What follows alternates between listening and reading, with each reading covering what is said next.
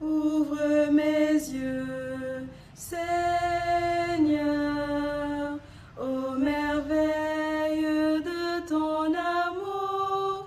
Je suis l'aveugle sur le chemin. Guéris-moi, je veux te voir. Ouvre mes mains, Seigneur,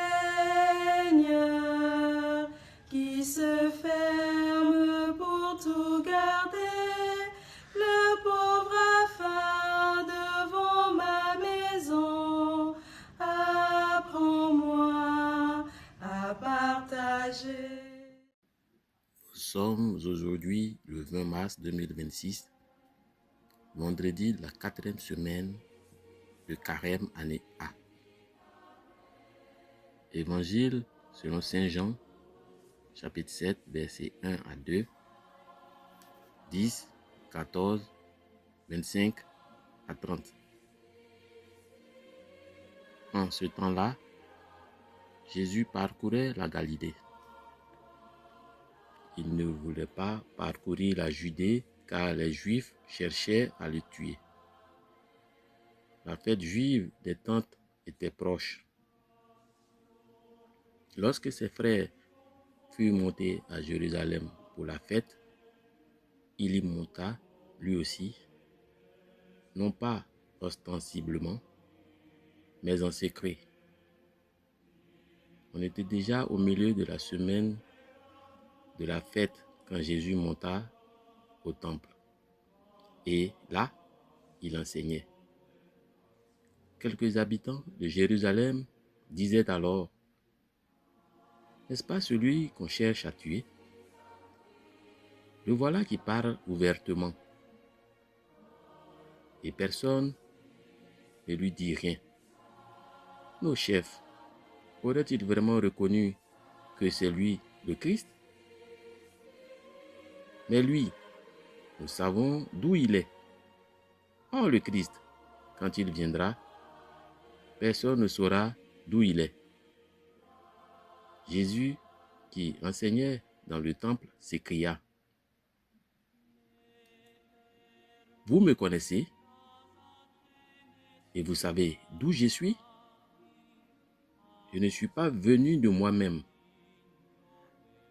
mais il est véridique, celui qui m'a envoyé, lui que vous ne connaissez pas. Moi, je le connais parce que je viens d'auprès de lui et c'est lui qui m'a envoyé. On cherchait à l'arrêter, mais personne ne mit la main sur lui parce que son heure n'était pas encore venue. Dans mon oraison préparatoire, je m'ouvre et je m'offre à la présence de Dieu. Je demanderai à Dieu, notre Seigneur, que toutes mes intentions, toutes mes actions et toutes mes opérations soient dirigées uniquement au service et à la louange de sa divine majesté.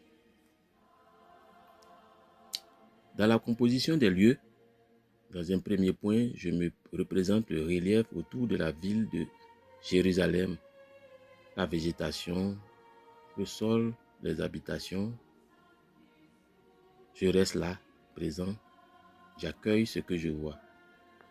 Dans un second point, je repère les hommes avec au premier plan le groupe des habitants de Jérusalem, l'hostilité des visages, le dépit, la confusion par la présence de Jésus, celui qu'on cherche à tuer.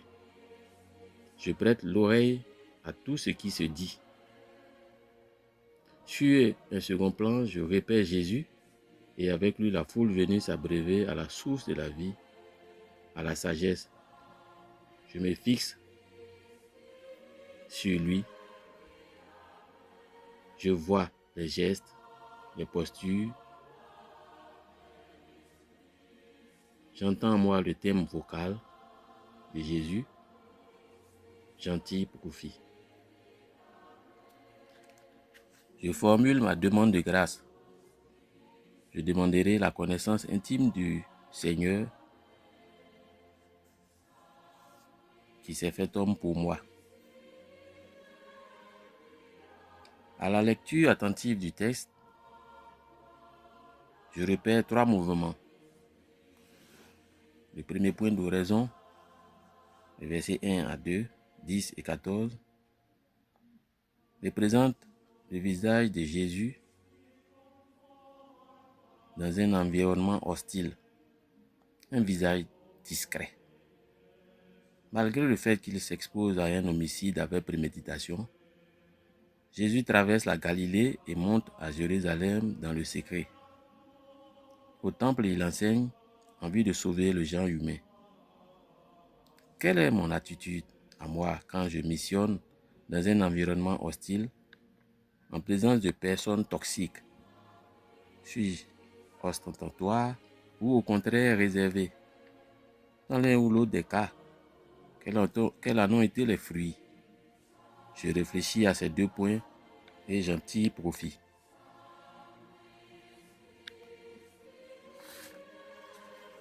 Mon deuxième point de raison, le verset 25 à 27, je constate la confusion sur l'identité et la mission de Jésus.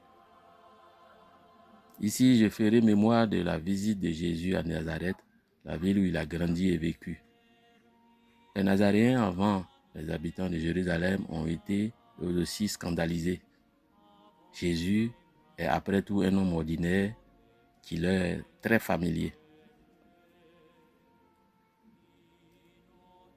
Comme les habitants de Jérusalem et ceux de Nazareth,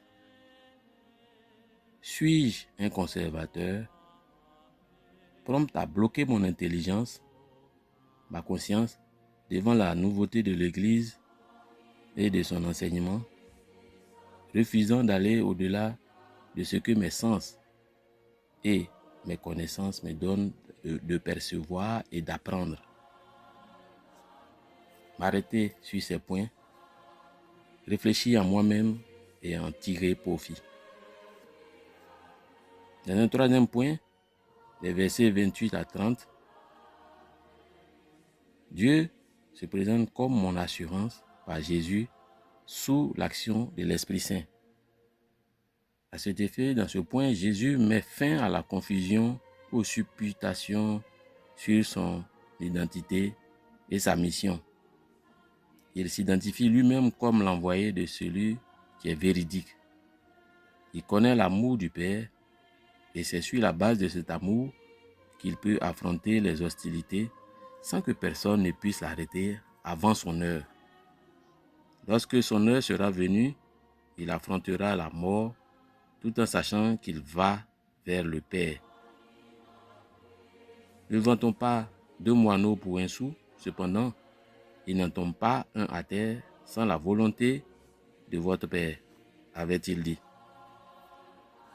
Je fais silence en me remémorant les fois où j'ai manqué de confiance en Dieu, me fiant exclusivement sur mes propres forces. Dans un colloque, je m'entretiens avec le Seigneur de ce que j'ai perçu comme un ami parle à un ami. Je lui dis ce qui monte à mon cœur, reconnaissance, offrande, résolution. Après un moment de silence, je termine le temps que je me suis fixé en disant un Anima Christi.